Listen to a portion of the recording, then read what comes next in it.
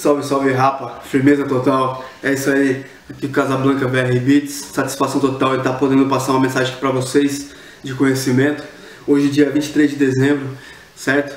E eu vi uma matéria muito interessante em um site onde relatava a história de 15 mulheres revolucionárias do Brasil, da história do nosso país, que são muito pouco abordadas, muito pouco conhecidas no cenário, seja ele qual for, seja lá qual for o assunto que você simpatiza. Eu acho muito bacana a gente prestar homenagem. Eu vou deixar embaixo aí o link desse site, essa matéria, falando sobre as 15 mulheres, né, que são pouco citadas, e aqui eu relatei de uma forma resumida a história de 4 delas que eu achei as mais interessantes. Não sei porquê, mas pra mim eu achei mais interessante. Confira aí os nomes e o porquê. Tamo junto. É isso aí, como prometido. A primeira pessoa que eu queria falar aqui é da Jovita, certo? Jovita Feitosa, olha a foto dela aí.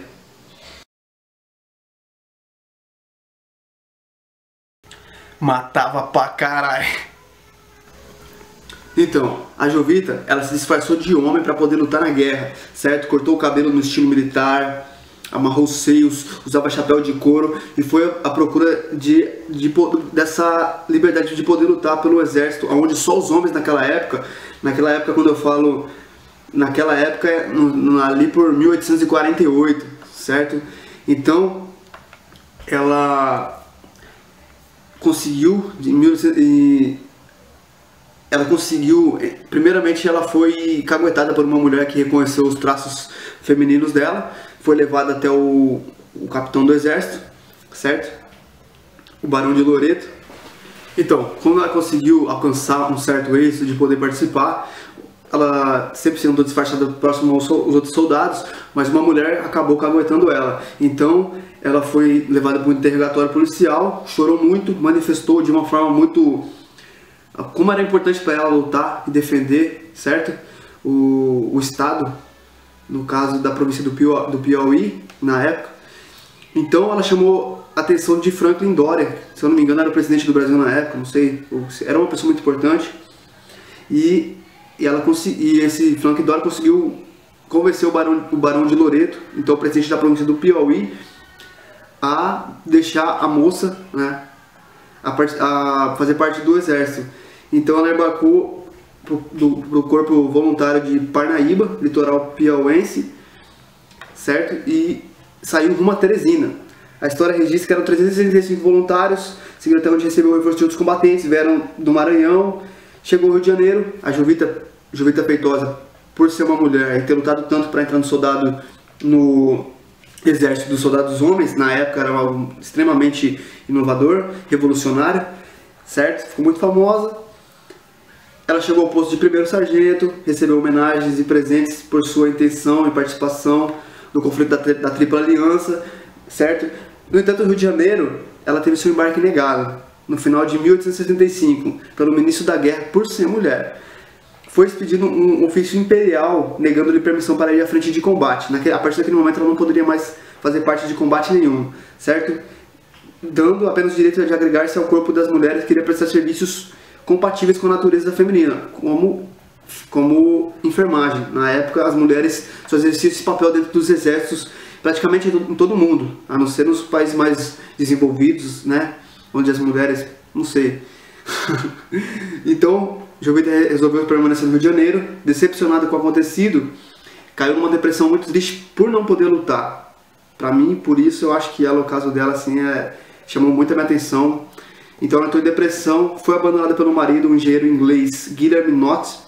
Ela tinha apenas 19 anos de idade. Tudo isso que aconteceu, ela tinha apenas 19 anos de idade, foi o que chamou muito a minha atenção. E em 1867, ela cometeu suicídio, com uma apunhalada no coração, apenas por não poder lutar. Então, eu acho que isso é uma coisa que não tem palavra para descrever. Tanta gente que tem o poder de lutar, eu mesmo, várias vezes, tenho o poder de fazer muita coisa e não faço porra nenhuma. Só fico reclamando da vida ou das pessoas. Então, pra mim, Jovita Feitosa é foda. É isso aí, agora vamos falar de Carolina de Jesus, certo? Olha a foto dela aí.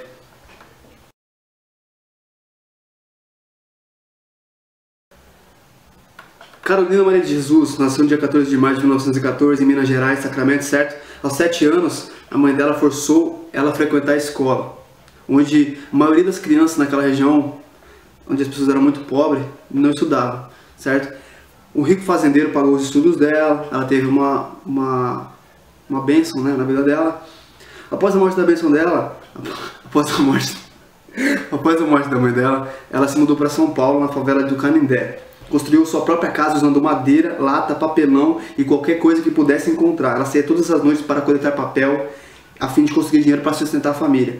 Quando encontrava revistas antigas, guardava revistas e cadernos antigos, ela guardava para escrever, certo? Como ela era alfabetizada e morava numa favela muito pobre. Então, ela começou a escrever sobre o dia a dia dela, sobre o dia a dia da favela, das pessoas que moravam da pobreza, da miséria em volta dela. E isso aborrecia os vizinhos dela, porque, né, de alguma forma elas... Mulher, deve falar pra caramba também. De alguma forma, os vizinhos sabiam que ela estava falando da vida da pobreza, da miséria, de como era triste e doloroso, né? E os vizinhos se sentiam desconfortáveis com isso, certo? E ela fez um diário, certo? E também metendo pau nos políticos, né? Falando sobre a pobreza e o desespero, não só naquela região, em todo o Brasil, abordando com muita... Acredito, eu não li nenhum artigo dela ainda, mas acredito que com muita sagacidade, com muita inteligência. Então, o Diário de Carolina Maria de Jesus foi publicado em agosto de 1960. Ela foi descoberta pelo jornalista Audálio Dantas, certo? Em abril de 19... Eu vou contar para vocês rapidamente como foi a descoberta. Em abril de 1958, Dantas descobriu a abertura de um pequeno parque municipal. Imediatamente após a cerimônia, uma gangue de rua chegou e reivindicou a área, perseguindo as crianças.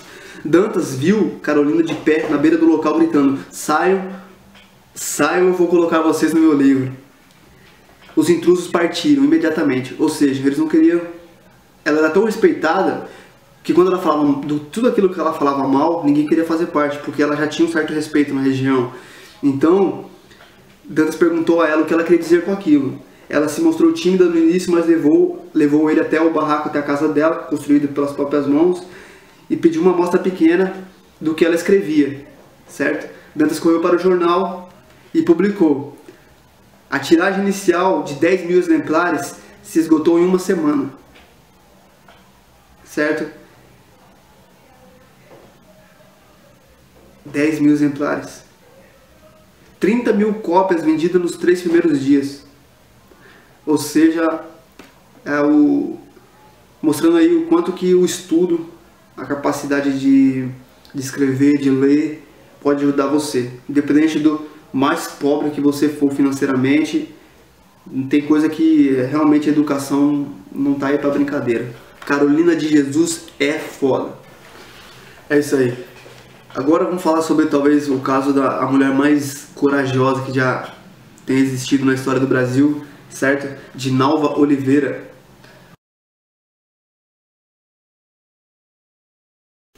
Matava pra caralho.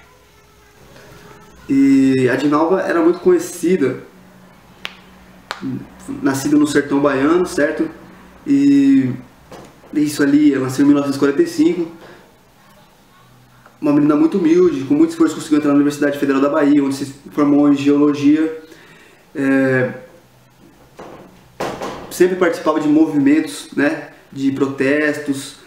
Então, nessa época ela conheceu o Antônio Carlos Monteiro, também desaparecido. Depois eu vou explicar por que desaparecido, certo?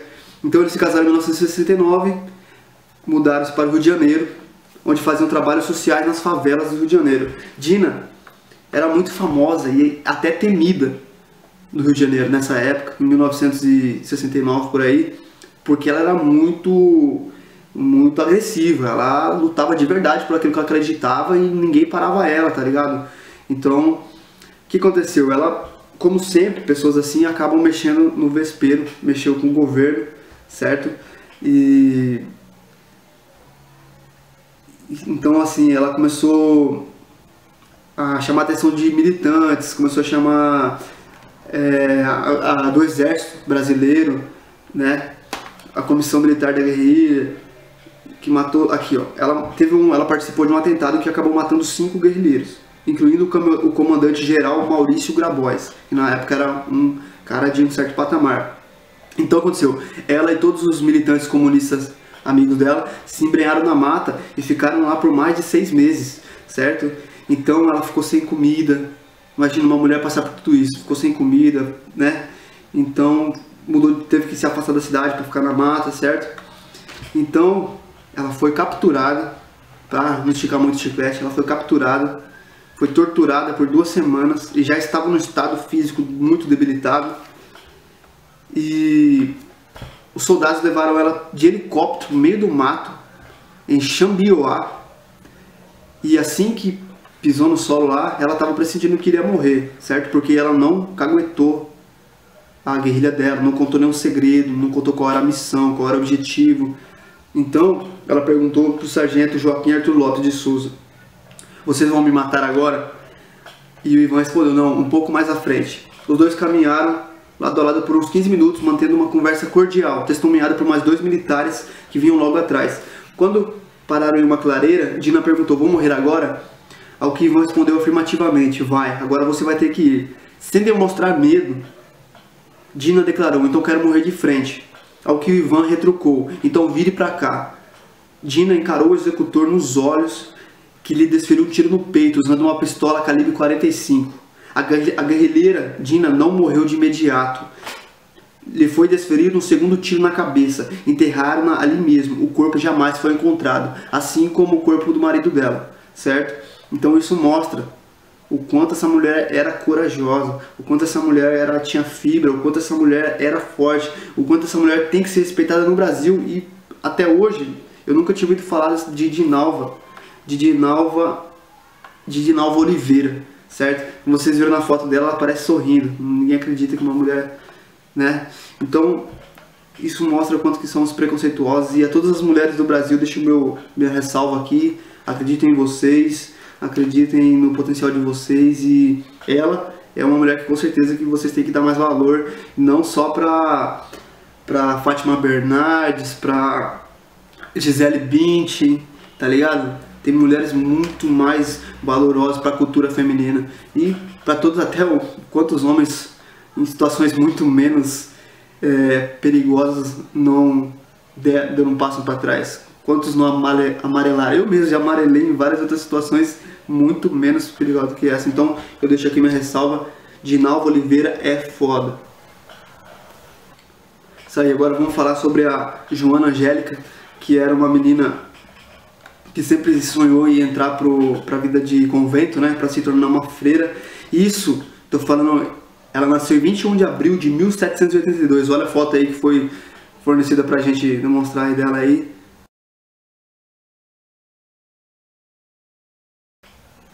Essa foto, muito triste, vocês vão saber por que agora. Ela foi uma mulher que lutou por vários anos, né, até se tornar abadesa, né, que é o ponto mais forte de uma freira, onde ela pode chegar ali de governo dentro de um convento, certo? Ela foi escrivã, mestra de noviças, conselheira, vigária, né, e finalmente virou abadesa. Ela ocupava a direção do convento em fevereiro de 1822, na Lapa, certo? E naquela época as tropas portuguesas estavam no Brasil e estava uma agitação muito grande, por causa que era o dia do fico, né? As tropas do brigadeiro Inácio Luiz Madeira Melo, que tinham vindo para Salvador. Soldados e marinheiros portugueses se embriagavam e saíam atacando casas particulares. Roubavam, estupravam, matavam, não sei. Após tomar uma rua próxima, decidiram invadir o convento da Lapa, da nossa Joana. Ela, com 60 anos de idade, ficou na frente da porta e tentou impedir a entrada dos soldados e marinheiros no convento. Ela recebeu golpes de faca, baioneta, e faleceu no dia seguinte, no dia 20 de fevereiro de 1822. Na época, seu assassinato serviu como um dos estopins para o início da revolta dos brasileiros. Joana tornou-se a primeira mártir. Era uma mártir, uma freira mártir no Brasil. Joana Angélica, e você com certeza, dificilmente você sabia disso. Eu também fiquei sabendo agora. E por isso que eu decidi fazer esse vídeo aqui, porque a nova geração precisa saber de pessoas como a Joana. E então, ela é a primeira mártir mulher da época, né? Atualmente, Joana Angélica dá nome à avenida principal do bairro Nazaré, onde fica o convento da Lapa, certo? Essas foram as 4 mulheres que mais chamaram a minha atenção, a história de vida delas, o que elas fizeram por todos nós. E estou deixando o link aqui embaixo aqui sobre todo o artigo, né? que é do site asminanahistoria.com, alguma coisa assim. Deixo aqui meu salve para vocês, parabéns pela iniciativa. E eu acho assim que as mulheres são vistas muito como objeto por todos nós homens, e elas são muito importantes. Sem elas jamais seríamos alguma coisa, sem a doçura da mulher, sem essa paciência que ela tem, a gente seríamos monstros, seríamos ogros, a raça humana já teria sido extinta há milhares, bilhões de anos. Então essa minha homenagem é para todas as mulheres em geral, e principalmente para essas 4 guerreiras aqui, que no artigo são 15, né? Então é isso daí, queria deixar meu salve aí, chegando no próximo Natal, em breve vou estar postando uns vídeos novos aí sobre outros assuntos, e é isso aí, salve, salve família, tamo junto.